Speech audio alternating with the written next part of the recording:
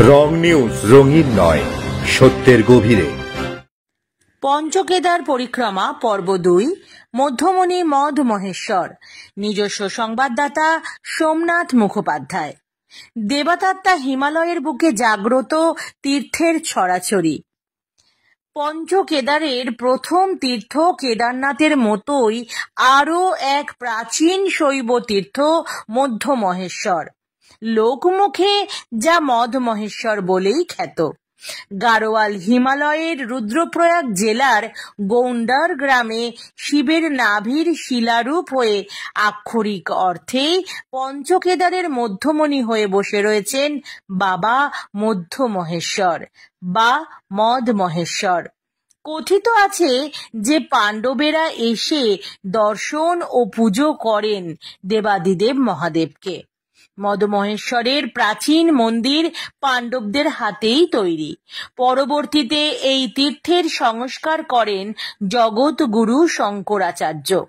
শিব এখানে দক্ষিণমুখী। হিমালয় ভয়ঙ্কর, হিমালয় সুন্দর। সেই ভয়ঙ্কর সুন্দর পথেই কেদারনাথের পাদদেশ গৌরীকুণ্ড থেকে পিছিয়ে গুপ্তকাশী নালাচটি হয়ে পৌঁছে যেতে হয় চৌখাম্বা ও মান্দানি শৃঙ্গের কাছে 11,474 ফুট উচ্চতায় মদমহেশ্বরে।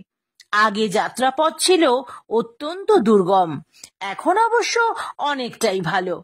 এখানেও কেদারনাথের মতোই প্রবল ঠান্ডা ও তুষারপাতের কারণে শীতকালে মদমহেশ্বরের ভোগমূর্তি নামিয়ে নিয়ে এসে পুজো করা হয় উখি মঠে।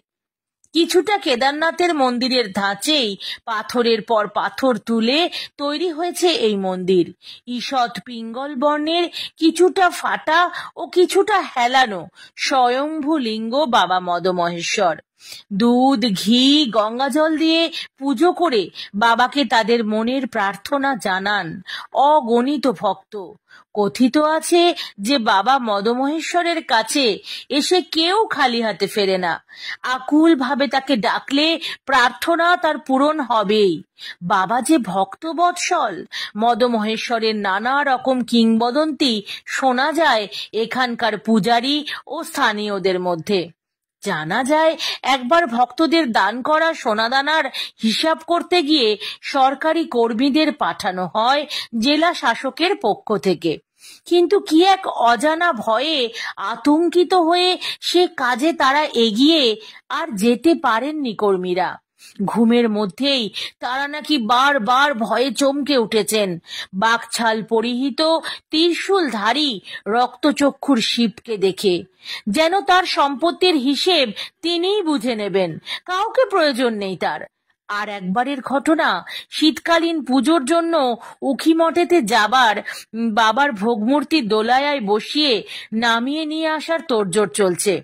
বাচ্চে কারা না কারা, কোনো কারণ নেই, কিন্তু কিছুতেই সোজা হয়ে বসানো যাচ্ছে না ভোগমূর্তিকে।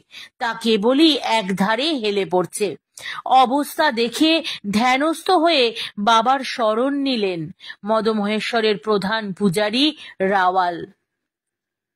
কিছু পরেই এক সেবক পান্ডা কাঁদতে কাঁদতে এসে বাবার চরণে ফেলে দিল ভক্তদের দান করা সোনার গয়না।